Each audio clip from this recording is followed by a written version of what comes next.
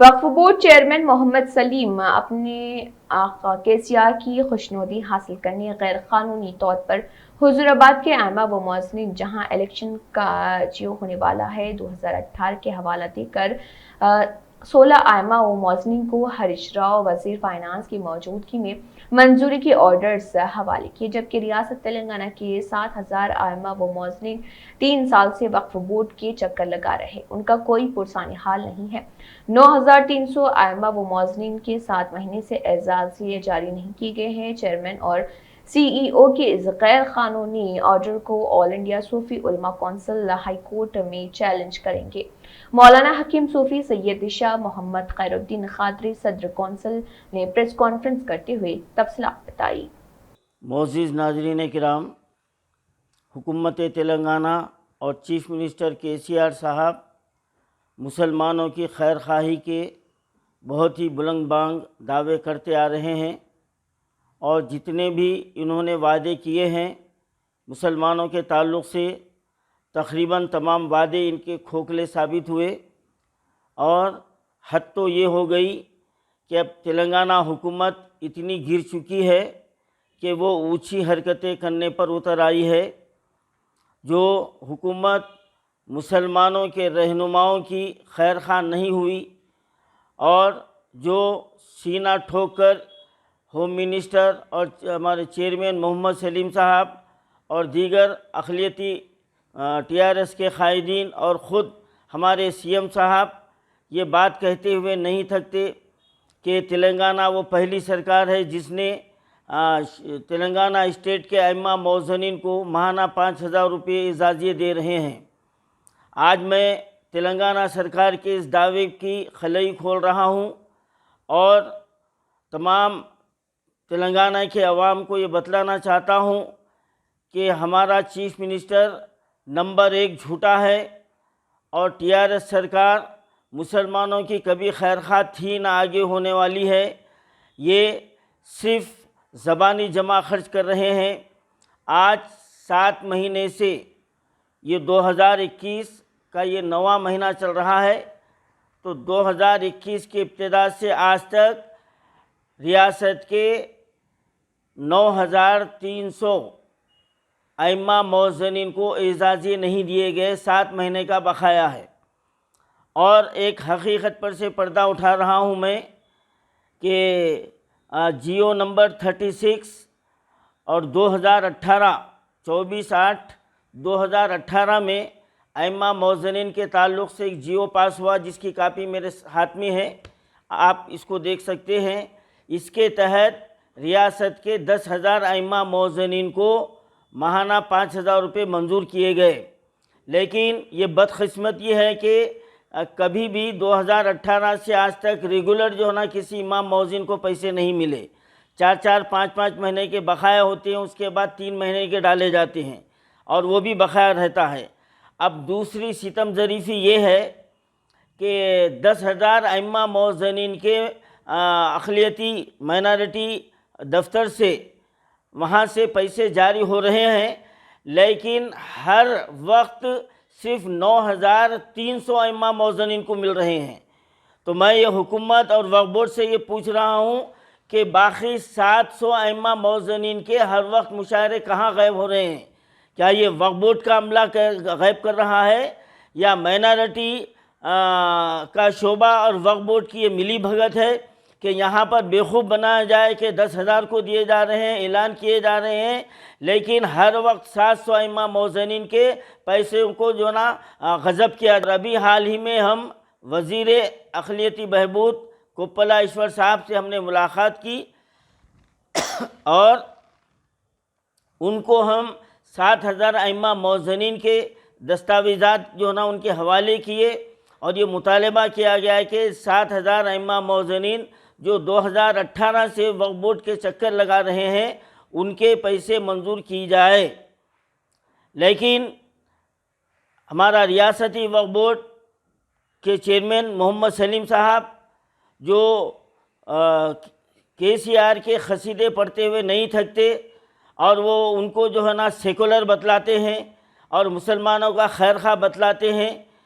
انہوں نے ایک سازش کے طور پر حضور آباد کے الیکشن کو مد نظر رکھتے ہوئے اس 2018 کے جی او کا سہارا لے کر یہ لسٹ آپ کے سامنے ہے، حضور آباد کے 16 ائمہ موزنین کے اعزازیوں کو منظوری دی گئی، اور 16 ائمہ موزنین کو حضور آباد میں ہریش راؤ کی وزیر فائنانس ہریش راؤ کی موجودگی میں چیئرمین صاحب نے ان کو آرڈر حوالے کیا۔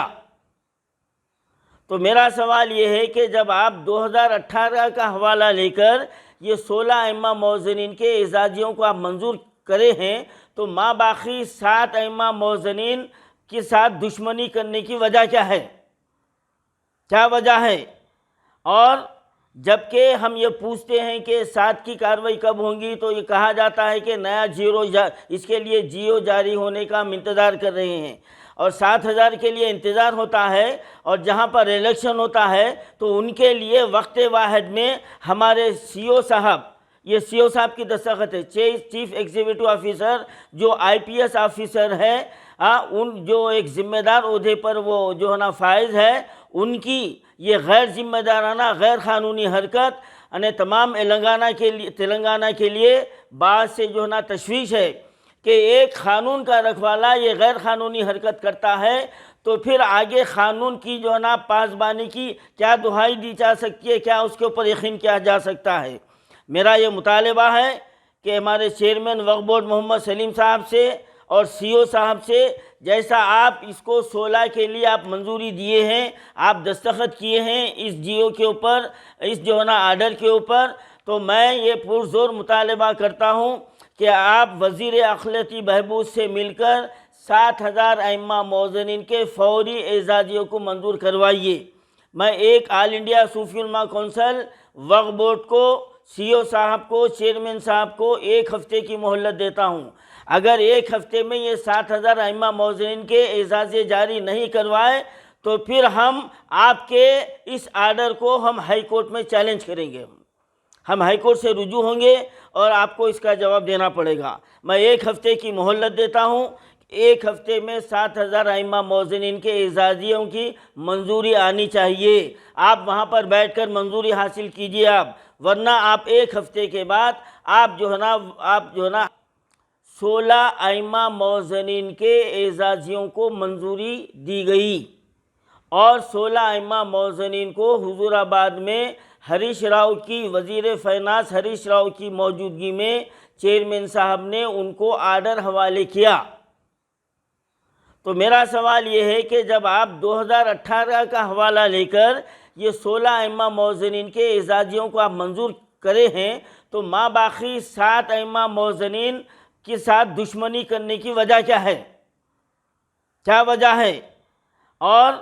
جبکہ ہم یہ پوچھتے ہیں کہ 7 کی کارروائی کب ہوں گی تو یہ کہا جاتا ہے کہ نیا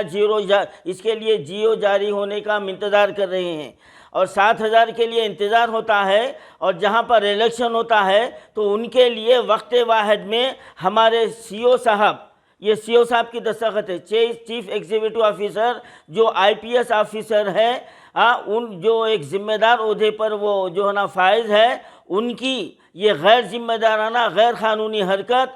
تمام تلنگانہ کے لیے بعد سے جو ہے نا تشویش ہے